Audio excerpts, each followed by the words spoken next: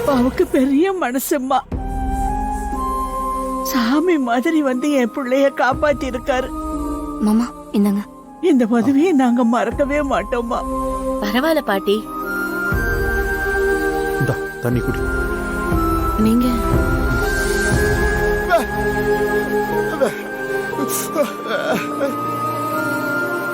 நான் சொல்லாம எங்க அப்பா செஞ்சிருக்க வாய்ப்பு இல்லையே. அப்புறம் எப்படி இவங்க வெளியே வந்தாங்க? அப்பாவை விட்டா வேற யாரும் ஸ்டேஷனுக்கு ஃபோன் பண்ணிருப்பாங்க. யாரா இருக்கும்?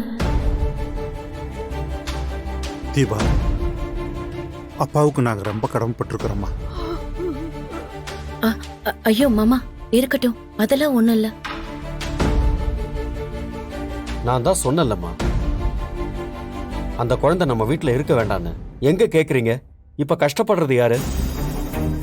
ப்ரோ விடு ப்ரோ, அதான் ஒன்றும் ஆகலைல்ல. அப்பாடா, இப்பதான் நிம்மதியா இருக்கு. நான் போய் தூங்குறேன்.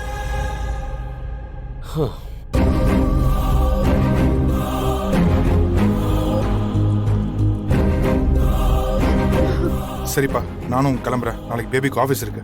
வா பேபி போலாம். சரி, நான் வரேன் மாமா. சரிம்மா.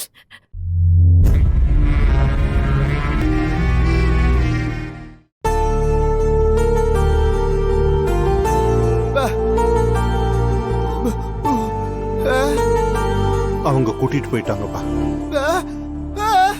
ஏய், அவங்க குழந்தை அவங்க கூட்டிட்டு போயிட்டாங்க. அந்த குழந்தைகிட்ட நமக்கு என்ன உரிமை இருக்கு? தியா இங்க இருந்தப்போ அவளும் சந்தோஷமா இருந்தா. இந்த வீடு ரொம்ப சந்தோஷமா இருந்துச்சு. ஏய் ஏய், நீ அழாத. நீ எப்போ குழந்தைய பார்க்கலான்னு சொல்லு, நாங்க வர்றோம், போய் பார்த்துட்டு வந்துடலாம். அழாத.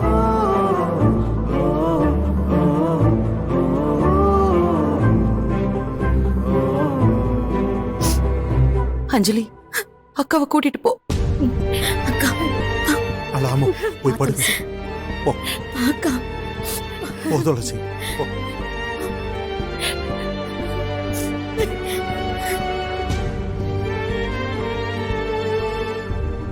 மாமா, அத்தை, நீங்க குளிச்சுட்டு வாங்க. சாப்பாடு ரெடியா இருக்கு.